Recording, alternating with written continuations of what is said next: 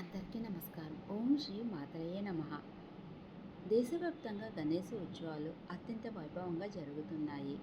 9 రోజుల పాటు భక్తి శ్రద్ధలతో పూజలు అందుకున్న వినాయకుడు 10వ రోజు అనంత చతుర్దశి నాడు నిమజ్జనం చేయబడతాడు. డప్పులు, వాయిద్యాలు, కోలాటాలు, భజనల మధ్య జరిగే ఈ నిమజ్జనం హైదరాబాద్లో ఒక పెద్ద పండుగలా అనిపిస్తుంది. అయితే ఈ ఆచారానికి పురాణాలు ఏమి చెబుతున్నాయన్నది చాలామందికి తెలియదు. మునీంద్రులు సూత మహర్షి ఈ విషయం గురించి అడిగినప్పుడు ఆయన వెల్లడించిన విషయాలు వినాయక నిమజ్జనం యొక్క నిజమైన ప్రాముఖ్యతను తెలియజేస్తాయి. సాధారణ దృష్టితో చూస్తే మట్టితో చేసిన గణపతి విగ్రహం ఒక బొమ్మ మాత్రమే. కానీ ఆధ్యాత్మిక దృష్టితో చూసినప్పుడు అది కేవలం మట్టి విగ్రహం కాదు, పరబ్రహ్మ స్వరూపం. నిమజ్జనం వెనుక ఆధ్యాత్మిక రహస్యం.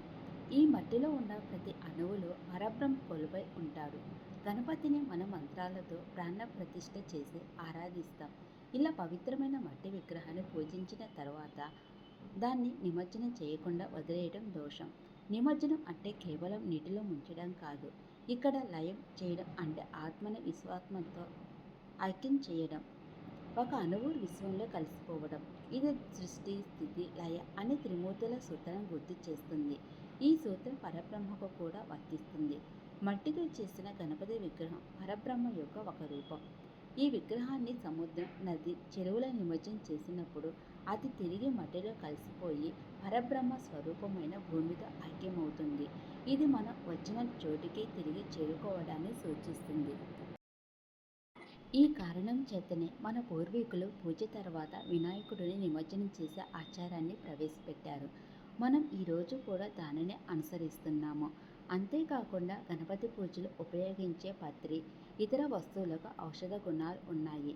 ఇవన్నీ భూదేవి ప్రసాదించినవి. వీటిని నిమజ్జనం చేయడం ద్వారా పరబ్రహ్మకు తిరిగి సమర్పించినట్లు అవుతుంది. ఈ తత్వాన్ని సర్వ ఈశ్వరార్పణం అని సూత మహర్షి పేర్కొన్నారు. ఈ విధంగా గణేష నిమజ్జనం కేవలం ఒక ఉత్సవం మాత్రమే కాదు, జీవితం యొక్క తాత్విక సారాంశాన్ని, సృష్టి లయం యొక్క లోతైన అర్థాన్ని తెలియచేసే ఒక పవిత్రమైన ఆచారమని పండితులు చెబుతున్నారు.